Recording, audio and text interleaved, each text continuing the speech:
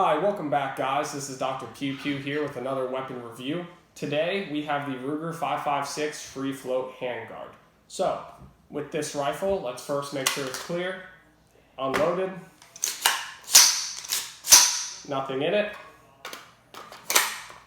As always, we're going to start with the front of the rifle. We can go to the back, and then we will talk about a little bit of the accuracy and my overall thoughts kind of towards the end. So, up front. On the barrel, standard, it's a 1.5 by 28 twist rate. You got an A2 style flash hider. The flash hider is coated with the same material as the barrel. That coating here, kind of look at my notes, is a matte black oxidized finish. I've never had any kind of corrosive problems with this barrel or the flash hider. It holds up pretty well. I don't have as many rounds through it as my home defense rifle. Probably only about 500 rounds through it at this point, and I do not abuse it or beat it up nearly as bad as my home defense rifle. This rifle is more of like a range toy kind of rifle, but when we get into the accuracy, I was very impressed with this barrel. So if you do a couple upgrades in this, I would have no problem trusting this rifle with my life. Moving to the barrel. Our barrel is a 16.1 inch barrel. It has the 1-in-8 twist. It is heavy contoured, cold hammer forged, and the accuracy out of it is pretty good. I have some papers here that I was shooting yesterday with it. And as you can see, these are the groups that we got. Over here, we're looking at about 1.1 MOA. On this side, it's still 1.1 MOA, so pretty consistent. I did this with just a magnifier on the back of this SIG red dot, and I had no problems. Over here, as you can see, I did some zeroing, but when I was locking on to this spot right here, we ended up getting about a 1.25 MOA. So I would say that the rifle shoots, consistently between 1 and 1.5 MOA. And when we get to the trigger, you'll see that the trigger is actually pretty heavy. So with an upgraded trigger, I wouldn't be surprised if those groups tightened up a little bit more. So the big thing with this rifle that Ruger advertises is that free float handguard. So this free float handguard is a 11-inch handguard. It has the M-LOK slots on the 3, 6, and 9 o'clock positions. However, when you look up front on this handguard, as you can probably see, the M-LOK slot starts about, I'd say, 3 inches before the front of the rail. So your attachment for accessories is only yay big because from this point to the back, they fluted it out. So you cannot actually mount anything on the sides here. They did that for weight reduction. The overall weight of this rifle, I think, is around 6.4 pounds. I'm not really sure. But it's pretty light for a 16-inch barrel, and they did a good job with that. Now, with this handguard, it mounts similar to the Midwest Industries. Now, like I said, I have not abused this rifle nearly as much as my home defense rifle, but I've had no problems with this, and since that mount has a similar mechanism, I would trust it. I mean, I don't think this thing's going anywhere. If you bang this up, I would say it's pretty sturdy. I could do another review on this rifle when we get to the 1,500, 2,000 rounds if you guys would like. Put in the comments and I'll let you know how this thing holds up. And if you want, maybe we beat it up a little bit and see what happens. Moving back, upper receiver and the lower receiver, they are forged. It's just standard 775 aluminum. Actually, I might add that the handguard is the 6061 aluminum, and the receiver set is the 7075. Neither of them have T markings. That is good and bad. It's bad if you like to move your stuff around, and it's, doesn't really make a difference if you leave your optics on, or flashlight, or whatever accessories, and you never move them.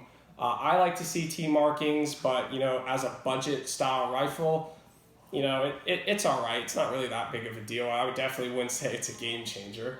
Our lower parts kit is standard. It's just standard safety selector. We talked about the ambi one in my last video, why an ambi is important To be honest, I don't really know because I'm right-handed and I've never had an issue actuating my safety selector, because when I switch with my offhand, I like to still use my right hand as the firing hand, and I tuck it into my left shoulder so I can still access the safety selector.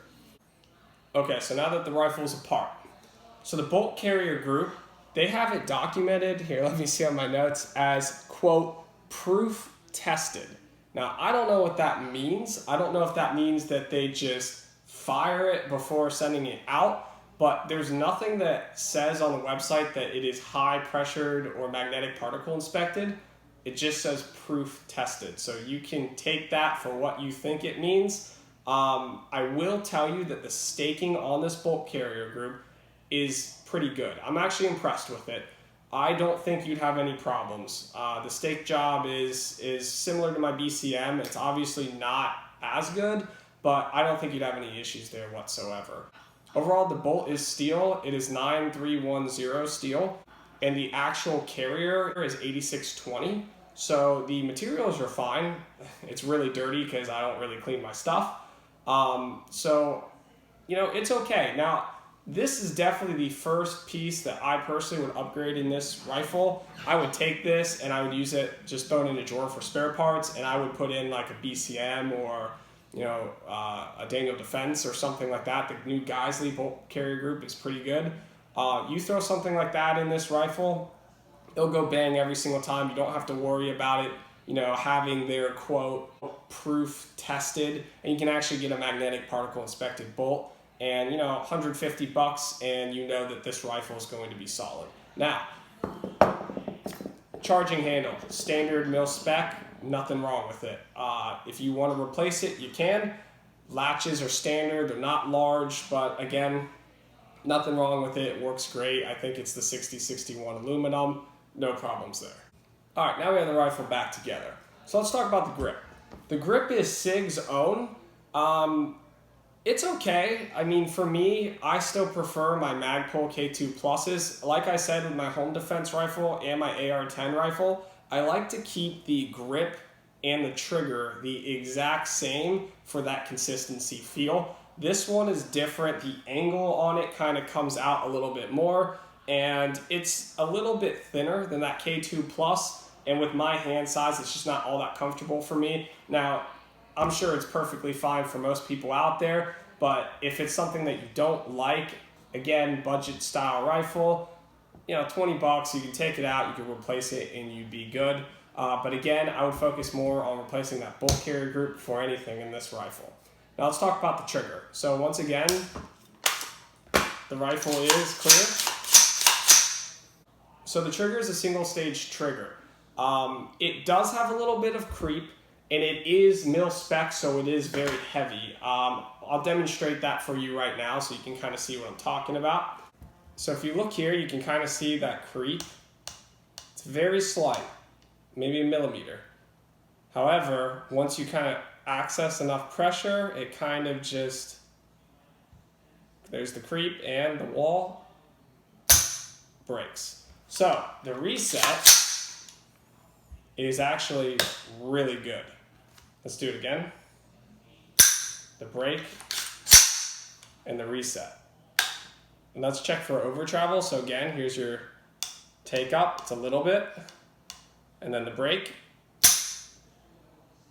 Not too much over travel. Over travel is fine. And again, the reset is pretty impressive. I like the reset on this a lot. Like I said, it's heavy. It's probably 8 pounds if I had to guess. So if you want a lighter trigger or a trigger consistent with your other rifles, I'd recommend swapping that out after you swap out the bolt carrier group. That way you have the guaranteed magnetic particle inspected bolt carrier group so it doesn't fail. And then you have a trigger for more accuracy. So with a 16-inch barrel, accuracy definitely plays a big role. If you're shooting targets out to 300-400 yards, you're going to want that to be as accurate as possible, because we're no longer talking about those close quarters home defense scenarios. So maybe investing in a barrel later down the road wouldn't be a bad idea either. Now the trigger guard. The trigger guard is not like an arrow where it comes in the lower receiver. It is punched in there, And there's plenty of space for your finger. I wouldn't worry about anything like that. A flat face trigger should fit in there, no problem. If you find it to be, too clustered like, I guess, and you want to rock like a Magpul bad lever, you could always swap it out and kind of get a little bit more space down in there, but for most purposes, I would think it's okay.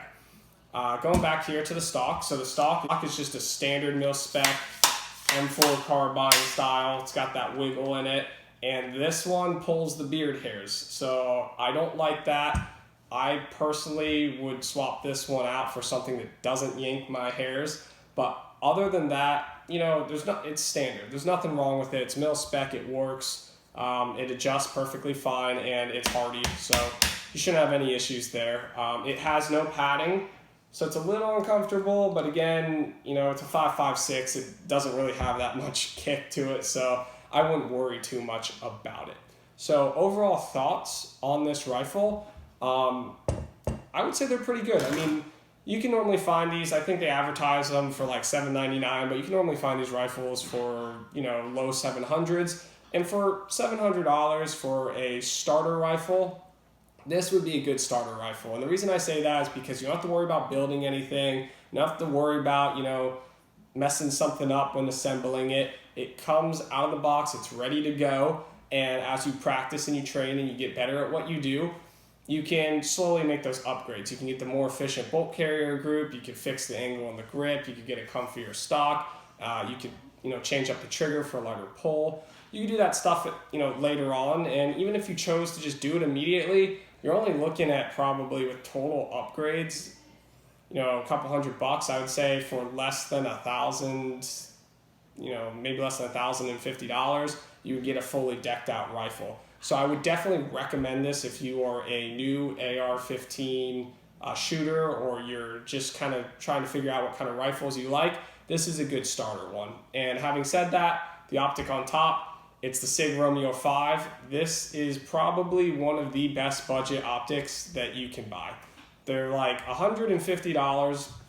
I believe they're made in the same place as Holosun. I'm not entirely sure. They have the 50,000 hour battery life. They go to sleep when you don't touch the rifle, and just a little touch flicks them back on. And this thing is awesome. And the good news is, unlike the Holosun 510 on my other rifle, when it rains, it doesn't actually mess up or distort that dot as much because it's the tube style red dot. So that's a perk to the tube style. Your field of view is less, but again, who really cares, because your field of view is technically infinite because you aim with two eyes, and it blurs out that little ring and the dot just kind of superimposes on the target anyways. If you guys have any questions or comments, post them in the comment section below. If you like this video, like, subscribe, follow us. We will be definitely posting more videos here in the near future. I hope you enjoyed this video. Take care. Dr. Pew Pew signing off.